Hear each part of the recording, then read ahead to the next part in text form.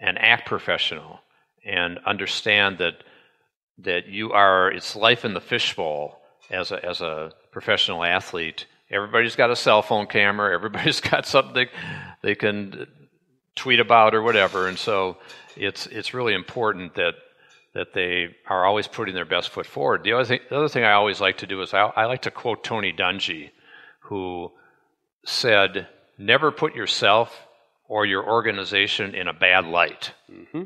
Now, you think about guys like Sano, guys like Jimmy Butler, Odell Beckham Jr., and how they carry Le'Veon themselves. Bell, Yeah, Antonio Brown. Yeah, and those type of players, and they're just not – it's not serving them well over the long haul of their careers and their lives.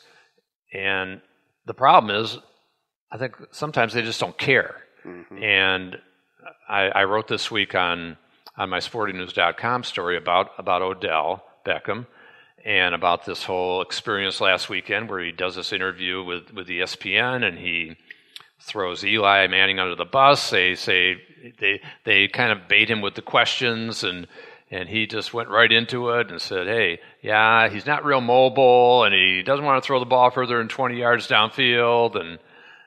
And then the offensive coaches, the strategy isn't good. They don't air it out to me, and it's me. Mm-hmm. And you're not hearing a lot about the team and about the team winning and all this and that. It's about, he says, these other receivers get 20 targets, and if they don't get it, they say something, and that's what I'm doing. And Adam Thielen and Stephon Diggs are proof that doesn't always happen. That's right, exactly. And sometimes it's about what are you doing to win the game. If they're triple covering you, Odell, well, maybe the running game's going to be there. Maybe there's other ways to win.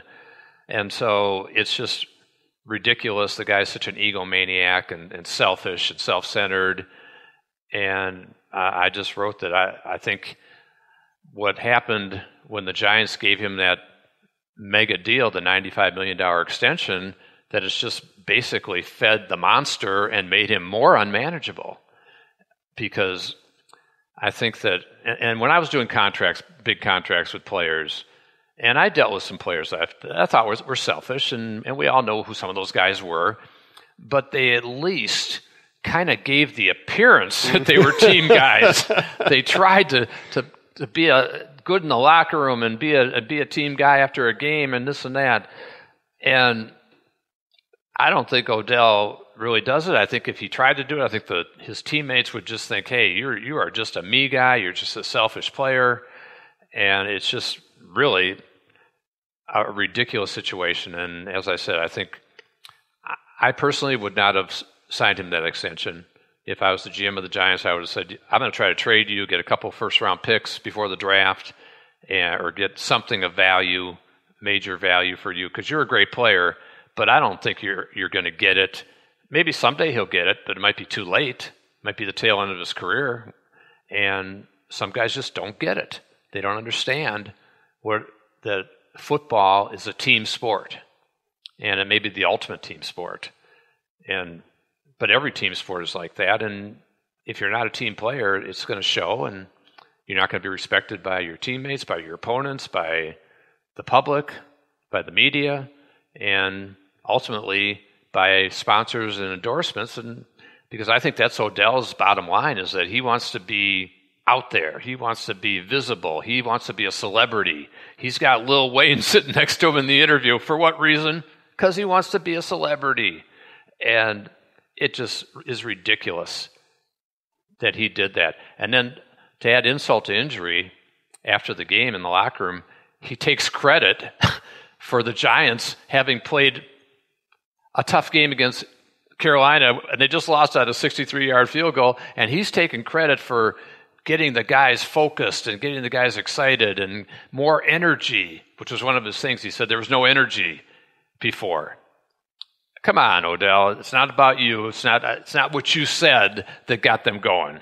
They just played better. The interesting thing is, we've seen so many wide receivers in NFL history display ego. But, Jerry Rice, there were times Jerry Rice said, hey, I need the ball more. I mean, it's not like there are receivers out there who sometimes complain and there's a problem. It's all about the line. It's like, how much are you just expressing selfishness? How much are you? So let's take it to Vikings history. Randy Moss has, he's on a Hall of Fame track, and basically the Vikings decide, okay, we just can't have this guy around anymore. He's undermining Mike Tice. He just, they also, I think, figured that he was going to, once he lost a step, he wasn't going to be a good player anymore. And of course, he proved them wrong. He went on, he had one of the great seasons of all time in New England. He had a great run in New England. And then things started petering out after that. If you're the Vikings, if you were still in charge of the Vikings at that time, would you have traded Randy Moss? Well, I don't know exactly what was going on with he and the coaches and all this and that.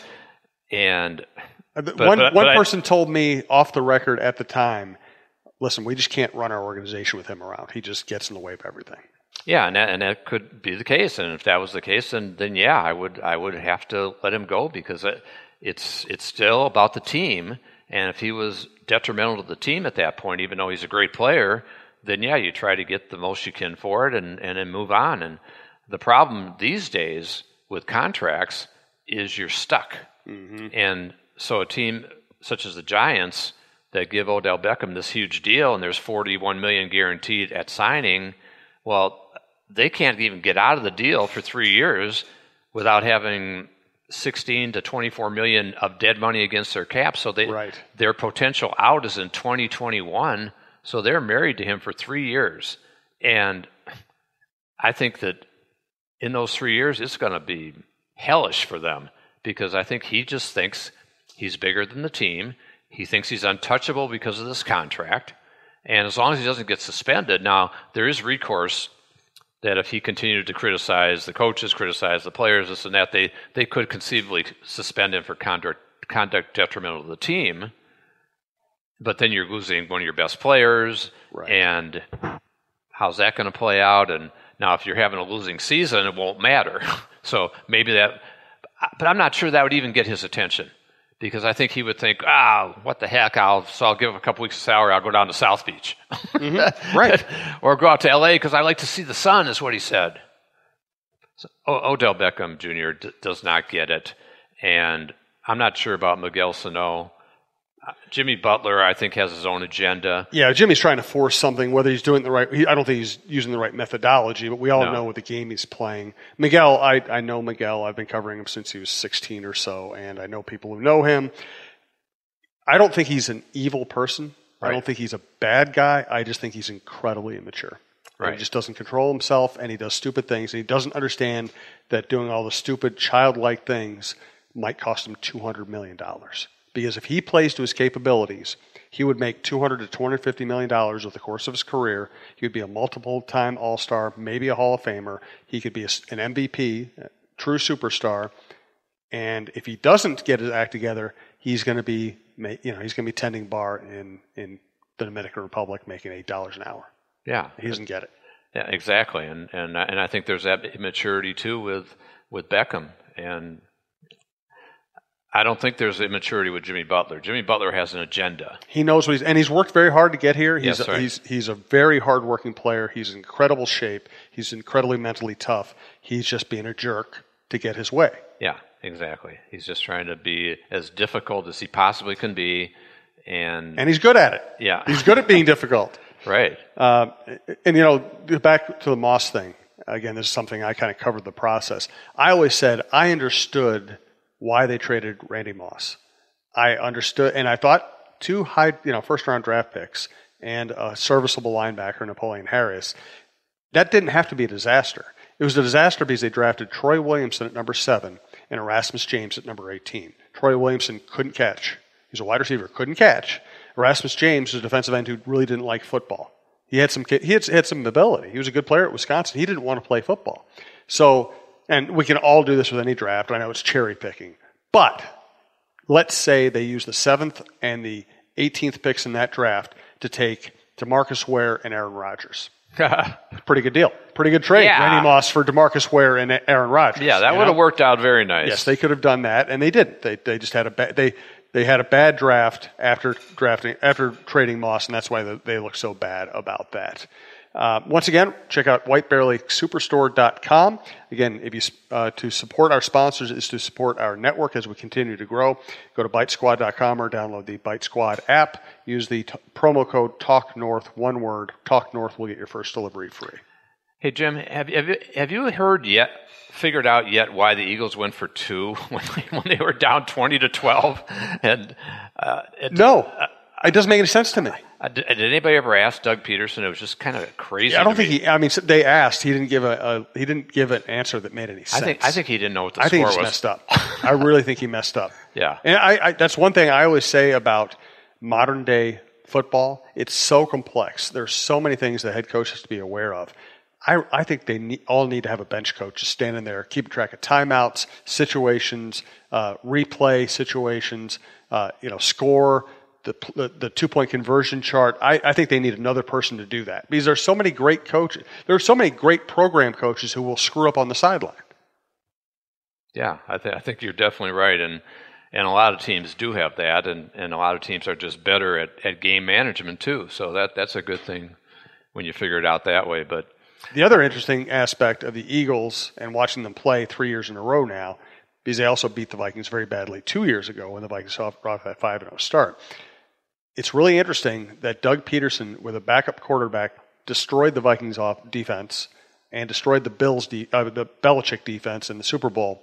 And this year he has Carson Wentz playing well, and they look completely off track. And I wonder if they really miss DiFilippo and Frank Reich. Yeah, and I think there could well be just that transition. And they still, even Zach Ertz had about 4 catches on the final drive. Until then, the Vikings really controlled him. And he's important to them. Until they went to the prevent defense and they rolled down the field. But yeah, I think that they do miss those guys. And I think it's that Peterson, everybody thought he was a genius. He had a lot of help last year with that group, and they had a pretty stout offensive coaching staff, definitely, when you think about it. So I think it's a nice situation now for the Vikings sitting at 2-2-1, but I think there's a big game in Miami.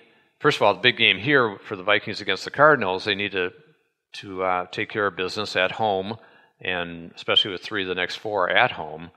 And one of those games is going to be very rough when New Orleans comes in here in 3 weeks. That's going to be a tough game.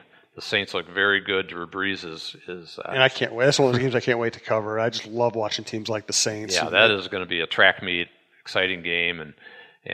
But meanwhile, the Bears are sitting at 3-1, and they go down to Miami this week. And will Mitch Trubisky be the guy who threw 6 touchdown passes against Tampa Bay, or will he come back to earth this week? I think that's an interesting game. Of course, they're playing the Dolphins. If he doesn't throw interceptions, they'll win.